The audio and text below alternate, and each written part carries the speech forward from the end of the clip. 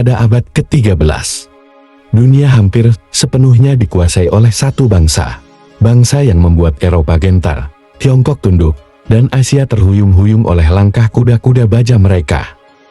Kerajaan itu adalah bangsa Mongolia. Kerajaan terbesar yang pernah berdiri dalam sejarah manusia. Namun dari jauh di selatan, di negeri kepulauan yang dipagari hutan dan lautan, ada satu kerajaan yang tidak pernah bisa mereka taklukkan. Inilah kisah bagaimana Mongolia, penakluk dunia, justru dipaksa pulang oleh kerajaan Singhasari.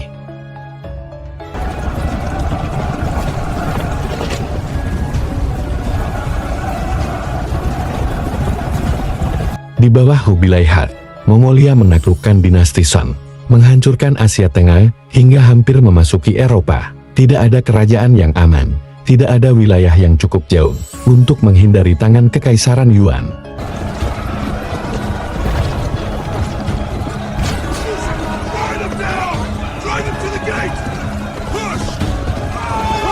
Setiap kerajaan menerima satu pesan, beri upeti atau kami akan mengambilnya dengan perang, dan hampir semua kerajaan menunduk.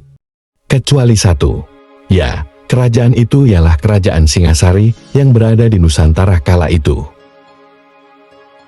Pada tahun 1289, utusan Kublai Khan tiba di istana Singhasari. Mereka menuntut upeti. Tetapi Kertanegara, raja yang dikenal berani dan keras, tidak menerimanya dalam tindakan yang menggema hingga ke Tiongkok. Kertanegara mengiris wajah utusan Mongol, mengusir mereka dengan penghinaan terbesar. Bagi Mongolia, itu bukan lagi diplomasi, itu adalah aib yang harus dibalas dengan darah. Pada tahun 1293, Kublai Khan mengirim lebih dari 20.000 pasukan, lengkap dengan armada perang laut, dipimpin oleh 3 jenderal. Mereka berangkat dengan satu tujuan, menghapus Singhasari dari peta dunia. Mereka percaya Singhasari Nusantara akan mudah ditaklukkan seperti negeri-negeri sebelumnya, tapi mereka datang ke tanah yang salah. Nusantara bukanlah daratan kering yang biasa dihadapi Mongolia, ini adalah negeri lembab, panas, penuh hutan lebat dan rawa berbahaya. Armor besi Mongol bisa berkarat, busur komposit melemah, dan penyakit tropis menyerang tanpa ampun. Dan di tengah kekacauan itu, muncul satu tokoh yang kelak membuat Mongolia mundur, Raden Wijaya. Raden Wijaya menyadari kekuatan Mongolia tidak bisa dilawan secara langsung. Maka ia melakukan sesuatu yang tidak pernah terpikirkan jenderal Mongol. Ia berpura-pura tunduk, ia memberi mereka makanan, peta wilayah, bahkan membantu memerangi musuh internalnya. Namun semua itu hanyalah pengalihan. Raden Wijaya sedang menunggu momen yang tepat untuk menyerang balik. For your journey north, honored warriors, rice is fresh from the paddies, the water clean from the high springs. Good.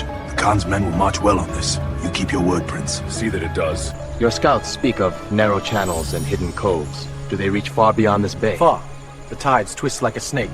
We map as we ride. Your rivers, though, are many Then and perhaps deep. we should travel. Ketika pasukan Mongol terpecah dan kelelahan di tengah hutan Jawa yang asing, Raden Wijaya mengeluarkan jurus pamungkas.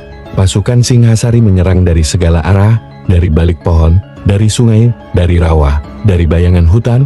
Busur Mongol tidak berguna. Hutan Jawa menjadi sekutu Nusantara dan neraka bagi Mongolian. Untuk pertama kalinya dalam sejarah, pasukan Mongol dipukul mundur oleh musuh yang jumlahnya jauh lebih sedikit.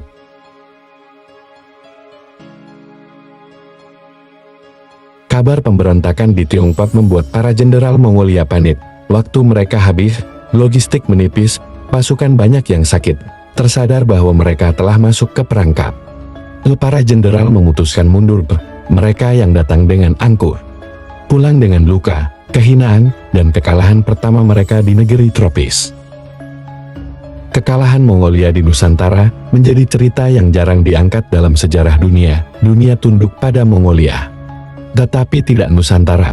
Dari kemenangan inilah, Raden Wijaya diberi hadiah kekuasaan dan mendirikan kerajaan Majapahit, cikal bakal kejayaan paling besar di Nusantara.